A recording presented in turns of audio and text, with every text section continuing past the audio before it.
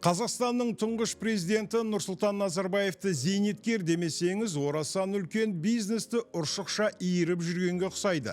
Бизнес болғаннан кейін оң қадамы мен сол қадамы да табысы мен шығысы да қатар жүреді емес пе? Неге KZ ақпараттық сараптамалық порталы Назарбаевтың банктерінің осы күнгі сәтті жұмысы немесе сәтсіз қабылдаған шешімінің неге апарып соғып жатқаны жайлы бүге-шүгесіне дейін зерттеп келеді. Атышулы стати ісінің жауапкершілігі Назарбаевқа барып тірелетін көрінеді. Халықаралық сотта қаралып жатқан істен Назарбаев өзінің банктерінің бірін беріп құтылуы мүмкін деп жатыр. Кеш жарғы ағайын, бұл неге ақша бағдарламасы?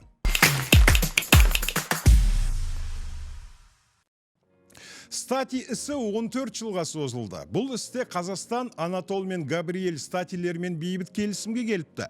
Бейбіт келісім дегенмен де статилердің өтемақысыз қалмағаны анық. Екі сұрақ басы ашық күйінде тұр. Қазақстан тарапы статилерге қанша төледі және оны кім төледі делінеді мақалада. Бұл аса күрделі де жауапты материалды ашып көрсетуде сүрінбеуіміз үшін порталдың сөздерін қаз-қалпында ұсынуды жөн көрдік. Онда стати ісіне қатысты былай деп жазылған. Статилер негізі жеңіске жетіп тұрған еді, сондықтан олар өздері талап еткен $500 миллион кем өтемақыға келісе қойды деуге сену қиын. Статилерге Назарбаев кланына қатысы бар шетелдік актив бұйырады. Оның құнын нақты айта алмаймын, бірақ өтемақы сомасына пара-пар деп ойлаймын. Ал Қазақстан тарапы Аском Групп инвестор ретінде қайта оралуға ниет танса, шұрайлы кен орнына опцион беруге қарсы болмайды дейді Негенің Лондондағы дерек көзі.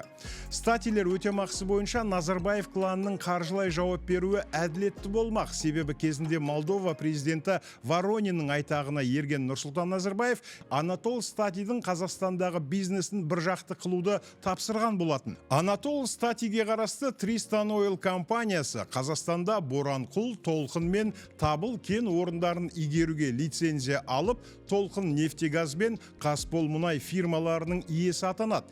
Тез арада статилер Маңғыстау облысында газ өңдеу зауытын тұрғызып, оны сәтті іске қосып, 2009 жылы алғашқы табысын тапқан. Алайда 2008 жылдың қазан айында Молдова президенті Владимир Воронин Анатол Стати Қазақстанда тапқан табысын Молдаван оппозициясын қаржыландыруға жұмсайды деген желеумен Назарбаевқа астыртын хабарласқанмыз. Нәтижесінде 2009 жылы Тристан Ойл компаниясының үстінен түрлі тексерулер басталып, ақыры Статидің кен орындары, зауыты мен активтері Қазмұнайгаз қарамағына өтеді. Стати ісі Қазақстанды бірнеше миллиард доллар әлеуетті инвестициядан айырды. Оған қоса тікелей шығын алып келді. Қазақстан тарапы 14 жылға созылған сот процесі барысында $300 миллион жұмсаған.